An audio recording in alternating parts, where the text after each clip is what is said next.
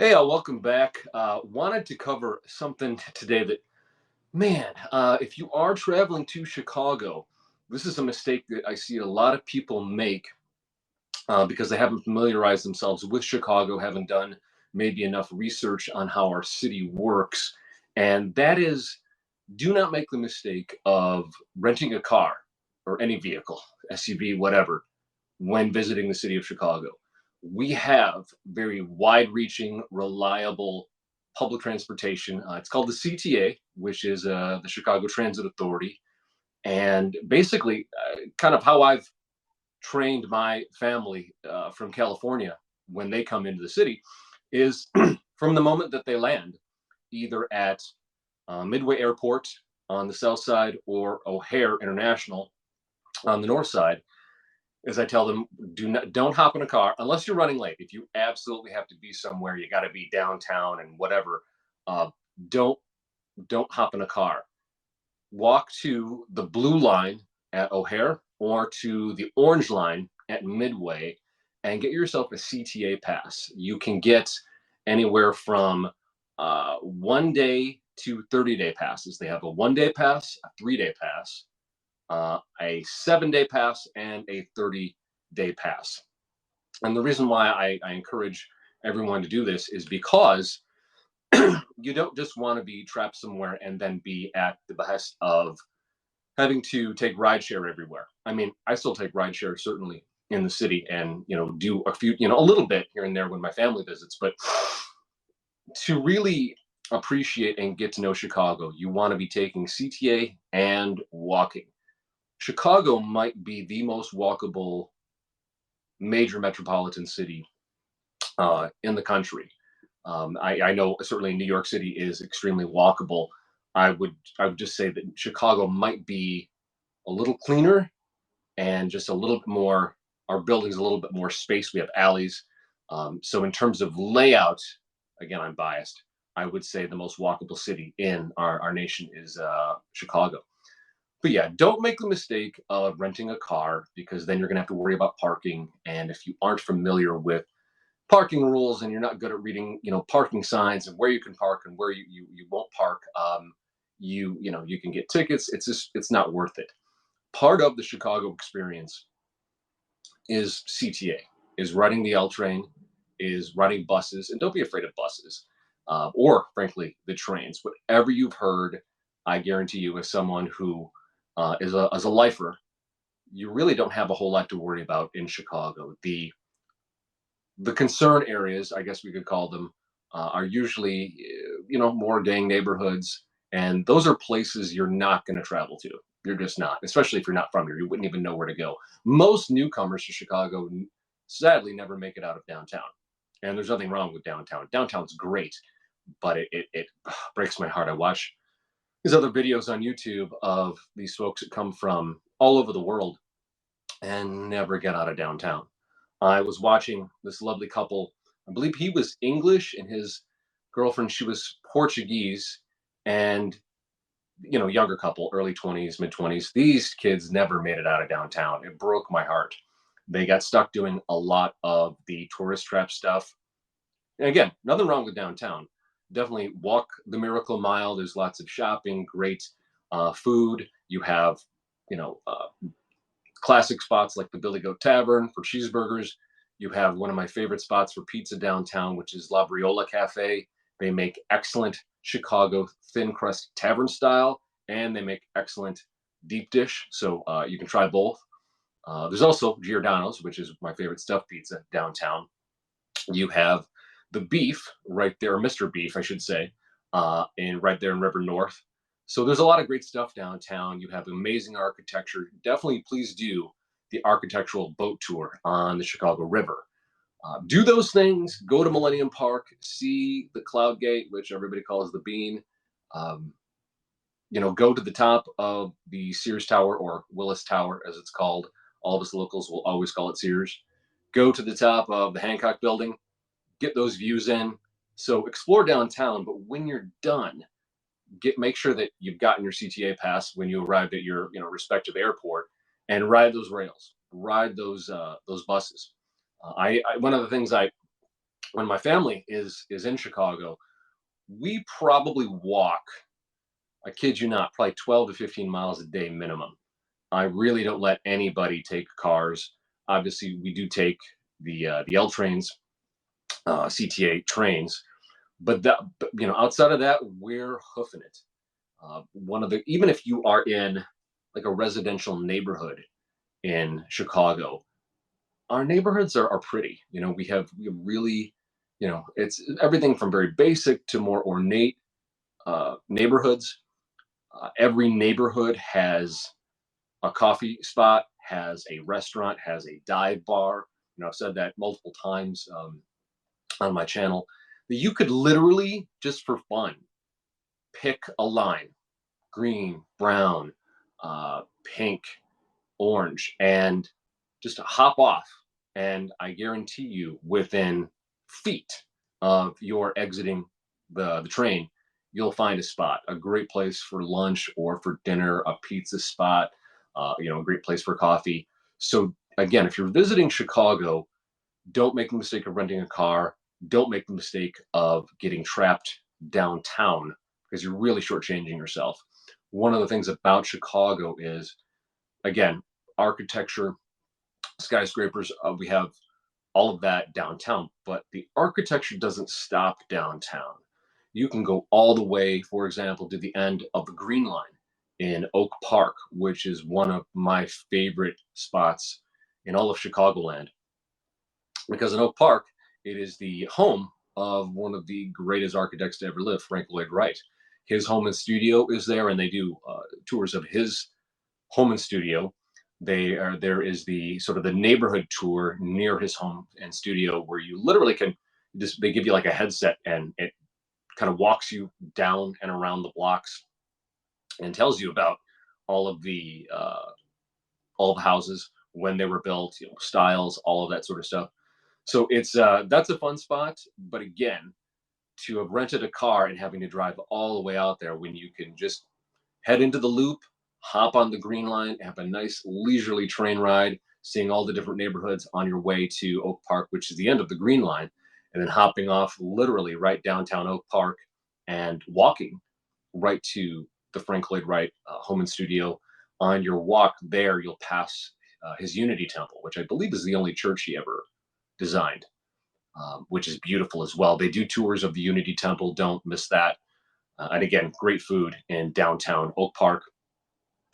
But yeah, way better to train it there than to be stuck in a rental, stuck on, the highway and trying to get there. When you, one of the great things about CTA, and it's one of the reasons why I only used my car when I have to, is especially if you're on either the orange line or especially the blue line coming from O'Hare heading into the city, is you're right in the middle, especially on the blue line. You're right in the middle of a highway, of a tollway, I guess it would be.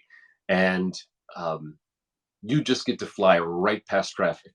And it is the best feeling, especially if you spent any time in places that do not have wide reaching, reliable public transportation, places like LA, where you have no choice but to sit on the 405, sit on the 101, sit on the 5. You don't have to do those things in Chicago, because, again, you hop off at O'Hare, you walk to the Blue Line terminal, you walk to the Ventra machines, and you can pay cash or you can use card if you want. Get your 1, 3, 7, or 30-day pass, and just head to the train, hop on, and CTA does the driving for you. All the while, you get to stop by and go through all of these great neighborhoods. Uh, and again, that's something that I'll do every time I have family coming in, or if I'm in LA and coming back to Chicago. I will just, sometimes I'll just, okay, I never hopped off on this stop. And I try to find stops that I personally have never hopped off on, much.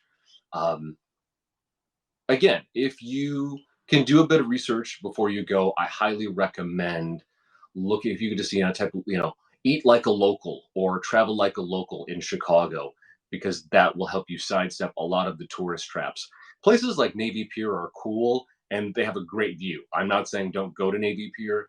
I like to go to Navy Pier because it shoots out kind of out into the lake. You turn around, you've got incredible views of the skyline and all of that.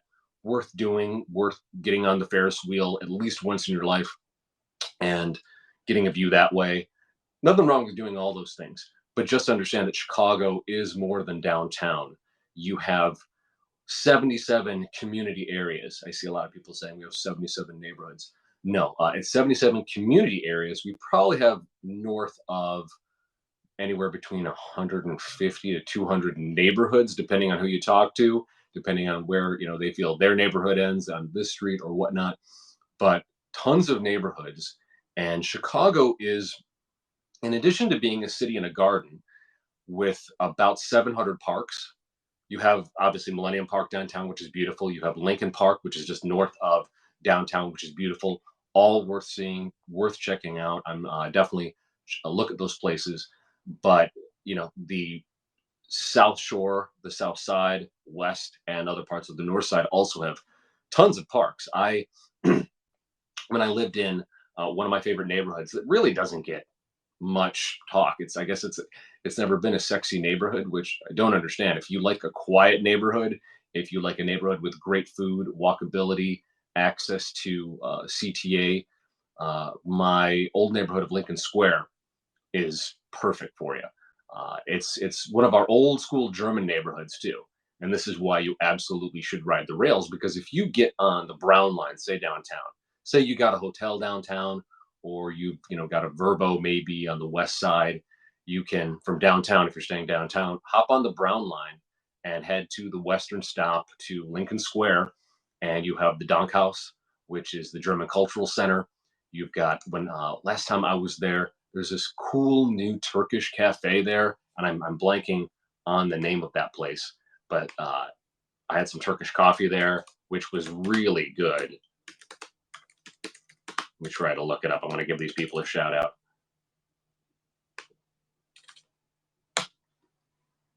Aromo Cafe. Really, really good coffee. The food looked really good too. Really, I dig Lincoln Square. And so again, do all the downtown stuff, but don't be afraid to do research on, just pick a neighborhood. Maybe check out right next to Lincoln Square is an up and coming neighborhood. And I mean, it's arrived. Ravenswood, which there's a distillery, a brewery. There's great restaurants there. Uh, Great Neapolitan pizza there. I'm blanking on the name of the place, but Chicago is a city that it's relatively easy to explore. Again, if you're not tied to a rental and you're not afraid of just staying in downtown, explore the city of neighborhoods, which Chicago really is. Don't be afraid to head down to Bronzeville on the south side, which is a really cool community. It's one of my favorite communities on the south side. There's tons of cafes. There's really great soul food there. If you are a fan of soul food or have never had soul food, I highly recommend going down there. There's a series of coffee shops on the south side called Sip and Savor, and they have a few locations now, and I really dig it. That's again, I'm a huge coffee head, and in Chicago, we're known as a city that works, and we work well when we've got a few cups of coffee in us.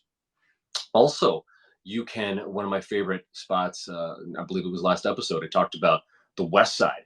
Again, if you're staying downtown, you can just hop on the Chicago Avenue bus and head west down Chicago Avenue to a place called Standing Passengers, which is sort of this cool, eclectic cafe with really good coffee, small bites, and like old school arcade games.